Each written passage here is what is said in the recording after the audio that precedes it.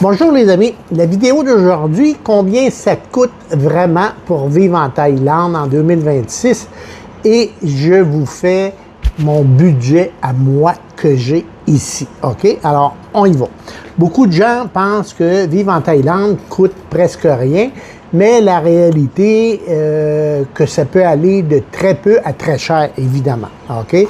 Alors, il y a certains expats qui vivent avec 1500 $ canadiens par mois, et d'autres qui en dépensent 5 000 et plus. Alors, bon. Aujourd'hui, je vais vous montrer mon budget réel à moi, basé sur ma vie ici à Jomtien, dans le condo d'où je suis. Alors, je vis en Thaïlande depuis un certain temps. J'ai vécu à Bangkok, ailleurs, etc.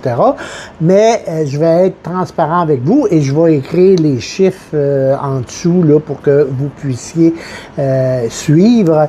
Alors, ce n'est pas un budget de touriste, mais ce n'est pas une vie d'extrême luxe non plus. Ok, je suis bien et je vais vous dire plus loin pourquoi ce que je vis comme ça. C'est une vie normale d'expat avec des choix simples mais assumés. Alors, on commence premièrement avec le logement. Alors, ici, je vis en condo en location. C'est un choix. J'ai déjà fait un condo sur pourquoi je ne veux pas acheter, etc., etc. On ne reviendra pas là-dessus.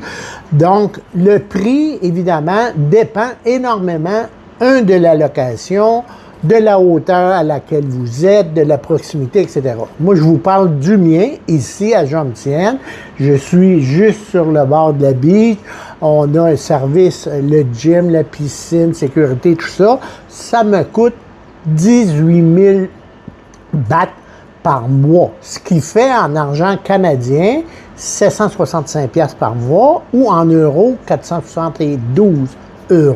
Donc, je fais les trois et à la fin, je vous marquerai le total, OK?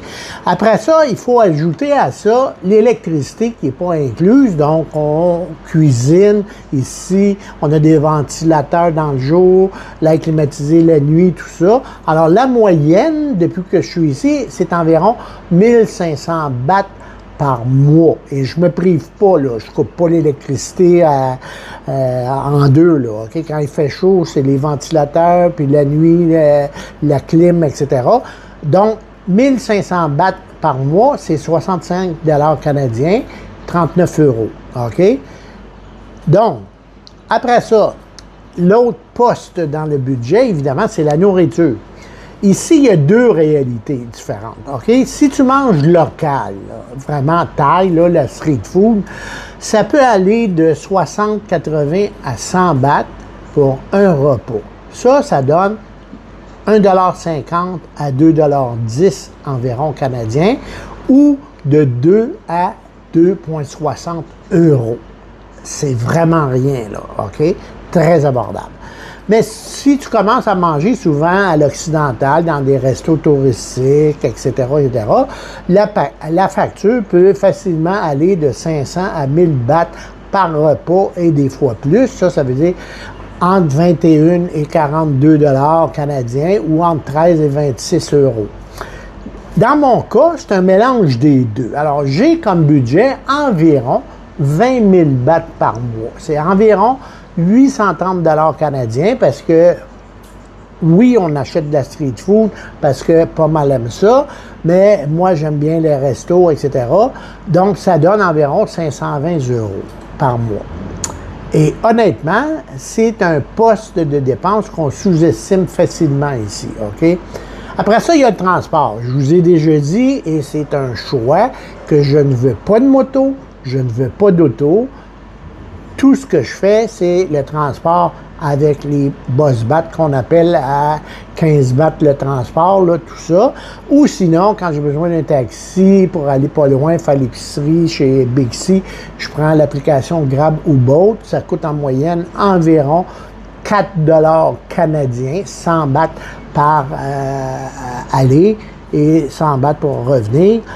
Ça couvre 100% de mes besoins de façon quotidienne là, ou hebdomadaire. Et si je veux louer un auto, alors je prends un auto avec mon chauffeur privé qui, je l'appelle, et à 24 heures de vie, là, il se book. Ben, j'ai un budget total là, pour le transport en incluant mon chauffeur privé, 6 500 bahts par mois. C'est environ 275 $ canadiens ou 170 €. Et je vais partout ce que je veux avec ça. OK? C'est pas mal plus simple que de gérer les risques d'accident en moto et de se promener en auto. C'est pas évident de la stationner, etc., etc. Après ça, concernant l'assurance santé. Alors, les gens, bon, c'est un choix, là. C'est sûr qu'en vieillissant, ça coûte de plus en plus cher, OK? Et là, évidemment, j'ai vu plein de vidéos qui disent « Ah, quand tu tombes malade en Asie, ça coûte la peau des fesses, blablabla. » Écoutez, ça fait 3 fois que je vais à l'hôpital en 3 ans. Il m'est arrivé 3 petits pépins. Et à toutes les fois, je vais toujours à l'hôpital la plus chère en Thaïlande, qui est le Bumrungrad. C'est un hôpital 5 étoiles reconnu à travers toute l'Asie. C'est la plus chère. Et la dernière fois que je suis allé, c'est pas plus tard que là, le week-end passé, j'ai pris mon chauffeur privé, on a descendu là-bas. Le dimanche, j'ai passé un scan pour la vessie. On m'a donné mes antibiotiques. Je suis sorti de là. Ça m'a coûté 256 $ canadiens. OK? Alors donc, ça, c'est un choix, là. C'est soit ça, ou je m'achète une assurance qui va me coûter environ 7 000 $ canadiens par année. OK? Ça, c'est un choix. Après ça, voyage famille. Bon, ceux qui ont de la famille et qui veulent retourner voir leurs enfants parentés une fois par année, ça, c'est un budget que vous devez vous mettre à part, là. Là, je ne l'inclus pas là-dedans, moi, là. OK? C'est ça, là, on oublie ça. Par contre, je rajoute Internet sur 2 cellulaires, le mien et celui de Pomme, plus le routeur dans le condo. Ça coûte les 3 ensemble, là, 300 bahts par mois, c'est environ 13 $ canadiens par mois. OK? 8 €. Donc, au final, combien ça coûte? Alors, je vais vous donner une moyenne là, de moi, combien je paye, mais comme je vous dis, ça peut aller de 1 500 $ canadiens par mois à 5 000 par mois, selon ce que vous faites. Mais moi, les chiffres que je vous ai donnés tantôt, là, combien ça me coûte le condo, l'électricité et tout ça, ça monte à 46 300 bahts, ce qui fait 1 940 $ canadiens, ce qui nous donne 1 205 € par mois. C'est ce que je paye, moi, ici pour vivre et je ne me prive pas d'aller dans des restos, etc., etc. La seule chose que je n'ai pas ajoutée ici, c'est mes voyages, parce qu'on voyage beaucoup. OK? Alors, le fait qu'on est en Thaïlande, on est très proche de plein d'autres pays d'Asie. Alors, vous voyez, là, en l'espace de 1 an, on est allé au Laos, on est allé au Vietnam, on est allé à Chiang Mai, on est allé à Chiang Rai, et là, je prépare bientôt, là, d'ici la fin du mois, aller en Malaisie. Ça, c'est un budget, là, que je n'inclus pas dans mon budget mensuel.